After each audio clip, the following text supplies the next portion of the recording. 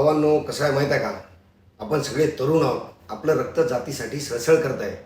मनोज दादा तर आपल्या काळजाचा विषय आहे. त्यांच्यासाठी तर रक्त असं एकदम उसळत आहे. वादच नाही, उसळायलाच पाहिजे. सुरुवातीचे 1-2 दिवस दादांची तब्येत ठीक होती. मुंबईला यायला काही लोक आपल्याला अडवत होते. आपण सक्सेसफुली मुंबईत येऊन दाखवलं होतं. त्याचा जल्लोष होता. म्हणून आपण डान्स केला, नाचलो, बेधुंद झालो, चित्रविचित्र खेळ खेळले. अगदी मुंबईची एकदम VIP रस्तेसुद्धा आपण ग्राउंड म्हणून वापरले. हे तिथपर्यंत ठीक होतं जिथपर्यंत दादाची तब्येत ठीक होती. मात्र आज उपोषणाचा 5वा दिवस आहे. दादा एकदम कोलमडून गेले, चेहरा पूर्ण निस्तेज झाला आहे. तेव्हा आपण असं हुल्लडबाजी किंवा सेलिब्रेशन करणं कितपत योग्य आहे? शिवाय आज कोर्टानं सांगितलं आहे की आम्हाला अपेक्षा आहेत की काहीतरी चांगलं व्हावं. जरांगे पाटलांच्या तब्येतीची आम्हालाही काळजी आहे, परंतु त्याच वेळेला आंदोलकांकडून कशा पद्धतीनं या पब्लिक मोरॅलिटीला धक्का लागतोय. कोण रस्त्यावर आंघोळ करतंय, कोणी बॅरिगेट्सवर बसून गाडा खेळतंय, कुणी नागरिकांच्या गाड्या अडवतंय, कुणी हलगी लावून CSTवर डान्स करतंय.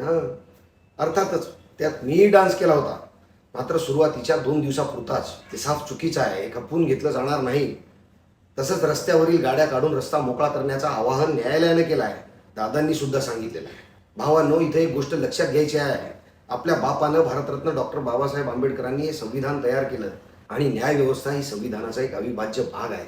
आपल्याला काहीही करून न्यायालयाचे नियम पाळूनच आंदोलन करायचं आहे. न्यायदेवता अजिबात आपल्याला निराश करणार नाही, ही खात्री आपल्या सर्वांना असली पाहिजे. त्यासाठी उद्या जास्ती विनवणी करायला कोणाला लागू नये. आझाद मैदानापासून जवळच 1 किलोमीटरवर मैदान आहे. त्या मैदानामध्ये आपण सर्वांनी गाड्या पार्क करायच्या आहे आणि आत्तापर्यंत आपली हुल्लडबाजी मीडियानं दाखवली आहे. उद्यापासून आपली स्वयंशिस्त मीडियाला दाखवावी लागेल. आज सकाळी ठीक 10 वाजता आपण छत्रपती शिवाजी महाराज स्टेशनवर जमायचं आहे. आपल्यामुळं बराच परिसर तिथं अस्वच्छ झालेला असून तो सर्व आपल्याला स्वच्छ करायचा आहे.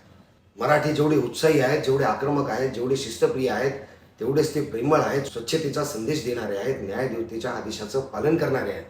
हा एक आदर्श आपल्या जातीचा पायंडा आपल्याला जगापुढं घालून दाखवायचा आहे. दादा बोलू शकत नाही, त्यांना कसलाही अनुचित प्रकार मान्य नाही. त्यांचं मन दुखल असं आपण एकही जण वागणार नाही.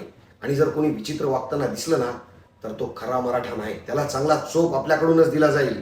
वाईट वाटल भावांनो, पण सत्य स्वीकारावं लागेल. यानंतर आपल्याला सिरियस व्हावं लागेल.